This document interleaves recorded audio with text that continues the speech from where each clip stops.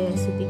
એના માટે મેં અહીંયા બેસન લઈ લીધું છે, એક વાટકીનું. તમે તમારા ઘરમાં રહેલી કોઈ પણ વાટકીનું માપ લઈ શકો છો. તો એના માટે આપણે એમાં પહેલાં નાખીશું 1 ટીસ્પૂન હલ્દી. તમે જોઈ શકો છો મેં હલ્દી નાખી દીધી છે. હવે આપણે એમાં સ્વાદ પ્રમાણે એક ચમચી મીઠું નાખીશું. ત્યારબાદ આપણે એમાં અદરક લસણનું પેસ્ટ નાખીશું. તમને લસણ ના ભાવતું હોય તો તમારે નહીં નાખવાનું, બાકી આપણે લસણ નાખીશું. ત્યારબાદ આ જે વાટકીથી આપણે બેસનનું માપ લીધું હતું તે જ વાટકીથી આપણે દહીંનું માપ લીધું છે. 1 વાટકી દહીં નાખી દઈશું અને તેમાં થોડું પાણી નાખીશું એ જ વાટકીના માપથી. તમે જોઈ શકો છો ગાઈસ. હવે વિસ્કરની મદદથી બધી વસ્તુઓને સારી રીતે મિક્સ કરી લઈશું. એક વાતનું અહીંયા ખૂબ ધ્યાન રાખવાનું છે કે બધી વસ્તુઓને સાથે મિક્સ કરવાની છે. અને બીજું કે પાણી એકદમ બધું નથી નાખી દેવાનું, કારણ કે જો તમે એકદમ બધું પાણી નાખી દઈશું તો બેસનમાં ગાંઠા પડી જશે, તો આપણી ખાંડવી બરાબર નહીં થાય.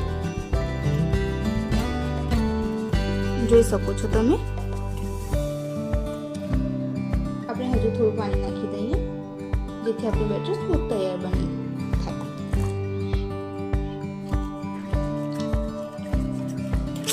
જોઈ શકો છો આપણું બેટર. આપણે એને 2 મિનિટ માટે આ રીતે ફેટી લઈશું. જોઈ શકો છો ગાઈસ, 2 મિનિટ બાદ આપણું બેટર એકદમ કમ્પ્લીટ બનીને રેડી છે. હવે આપણે એને ગેસ પર લઈ જઈશું.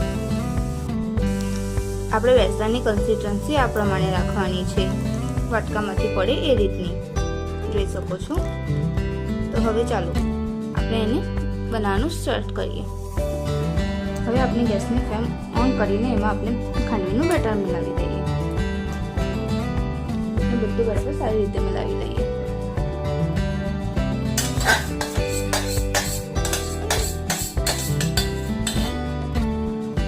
હવે એને એક જ ડાયરેક્શનમાં ફેટી લઈએ. આ ટાઈમે આપણે ગેસની ફ્લેમ લો રાખવાની છે, કારણ કે એકદમ બધું બેટર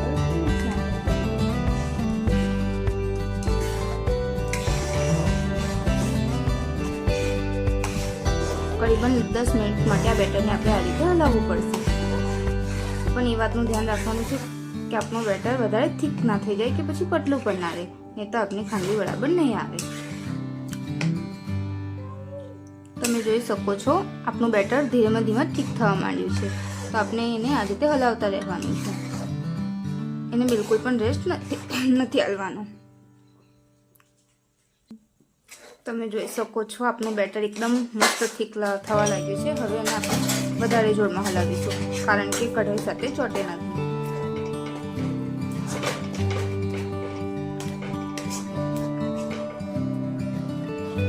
તમે જોઈ શકો છો આપણું બેટર એકદમ બનીને થીક થઈ ગયું છે.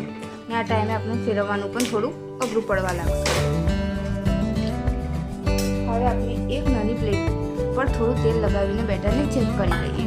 એના માટે આ રીતે તમે જોઈ શકો છો.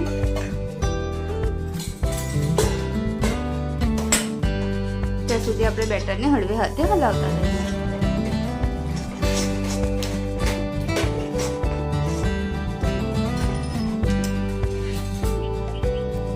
તમે જોઈ શકો છો આપણે જે પ્લેટ પર બેટર લગાવ્યું હતું એકદમ બનીને કમ્પ્લીટ રેડી છે. તો હવે આપણે આ બેટરને પણ ગરમ ગરમ લઈ લઈએ. અહીંયા એક થાળી ઓઇલ લગાવીને મૂકી દીધી છે. હવે આપણે આપણું બેટર તેના પર પાથરીશું. યાદ રહે કે આપણે આપણું બેટરને એકદમ ઠંડુ નથી થવા દેવાનું.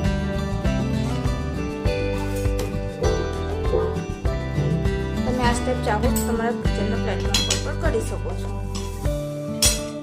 પણ હું અહીંયા થાળીનો ઉપયોગ કરી રહી છું. તમે જોઈ શકો છો બેટરને એકદમ પતલું પાથરવાનું છે.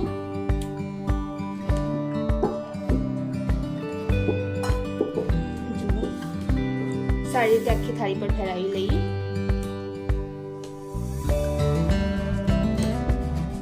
આ જેટલું પતલું હશે તેટલું સારું લાગશે, એટલા માટે આપણે પતલું કરી દેવાનું છે અને આખી થાળીમાં એને સારી રીતે ફેલાવી લેવાનું છે. જુઓ ગાઈસ.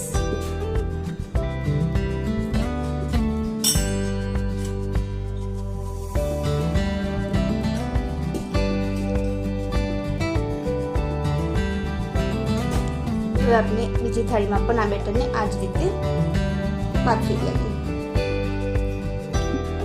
તો આપણું બેટર ઠંડુ થઈ જશે તો પછી સારી રીતે નહીં પથરાય.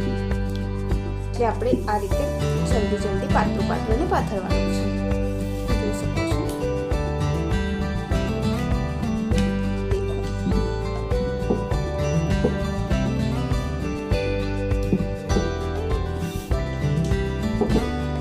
આ જ રીતે પાથરવાનું છે.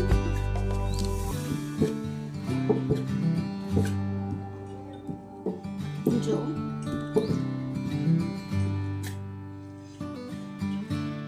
હવે આપણે આપણા થાળીના બેટરને 10 મિનિટ માટે ઠંડુ થવા દઈએ, જેથી એ સારી રીતે બનીને રેડી થઈ જાય. તો ગાઈસ 10 મિનિટ થઈ ચૂક્યા છે અને આપણું બેટર પણ એકદમ સુકાઈને રેડી છે. તો ચાલો હવે આપણે એમાં કટ લગાવી દઈએ. તમે જોઈ શકો છો આ રીતે આપણે કટ લગાવીશું. તમે તમારી મન મરજી મુજબ નાના મોટા સાઈઝ રાખી શકો છો. મેં આ રીતે કટ લગાવ્યા છે. હવે તમને હું એક ખાંડવી ઉખેડીને બતાવી દઉં.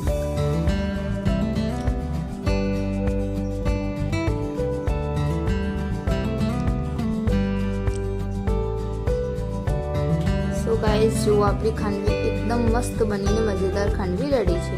તો આ જ રીતે આપણે બધી ખાંડવીને કટ લગાવીને ઉખેડી લઈએ. Let's go. તમે જોઈ શકો છો ગાઈસ, આપણી ખાંડવી રેડી છે. હવે આપણે આમાં એક મજેદાર તડકો નાખીશું. તો ચાલો આપણે એમાં એક તડકો નાખીએ. સો ગાઈસ, તડકો નાખવા માટે મેં એક પેનમાં થોડી રાઈ લઈ અને એને શેકાવા મૂકી દીધી છે. એમ કહેવામાં આવે છે કે જો રાઈને આપણે પહેલાં એ રીતે શેકી લઈએ તો એ બહુ મસ્ત લાગે છે શેકેલી. તો આપણે એમાં એક તડકો આવવા દઈએ. તમે જોઈ શકો છો ગાઈસ, આપણી રાઈ એકદમ સારી રીતે ફૂટવા લાગી છે. હવે આપણે એમાં થોડું તેલ ઉમેરી દઈશું. તેલ ઉમેર્યા બાદ પણ એને સારી રીતે ફૂટવા દઈશું. આ ટાઈમે આપણે ગેસની ફ્લેમ લો રાખીશું. હવે તેમાં મીઠા કળી લીમડાના પાન ઉમેરીશું.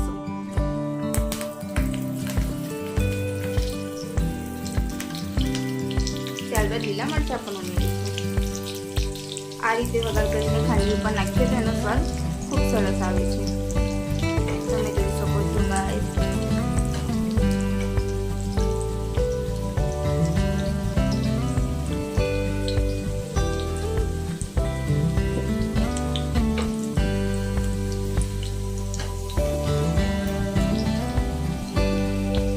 હવે આપણે ગેસની ફ્લેમ બંધ કરીને મસાલાને ઠંડો પડવા દઈએ.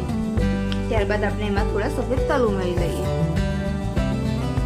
જો સફેદ તલને ચાલુ ગેસે ઉમેરીએ છીએ તો તે બળી જશે અને પછી એનો સ્વાદ સારો નહીં આવે. એટલે આપણે એને ગેસ બંધ કરીને ઉમેરીશું અને બધા મસાલાને સારી રીતે થોડો ઠંડો પડવા દઈશું. તમે જોઈ શકો છો ગાઈસ, આપણો મસાલો મસ્ત ઠંડો થઈ ગયો છે. હવે આપણે એને ખાંડવી પર ઉમેરી દઈએ. જોઈ શકો છો ગાઈસ, મસાલો સારી રીતે ખાંડવી પર ઉમેરી દઈએ. સો ગાઈસ, આપણે બધો મસાલો ખાંડવી પર નાખી દીધો છે અને તમે જોઈ શકો છો કે આપણી ખાંડવી એકદમ મસ્ત મજેદાર બનીને રેડી છે. એકદમ જોતા જ ખાવાનું મન થઈ જાય એ રીતે જોઈ શકો છો તમે. આપણી ખાંડવી બહુ સરસ બનીને રેડી થઈ ગઈ છે. તો આપણે મળીશું નેક્સ્ટ વિડીયોમાં. તમને મારો વિડીયો પસંદ પડતો હોય તો પ્લીઝ સબસ્ક્રાઈબ અને લાઈક આપો.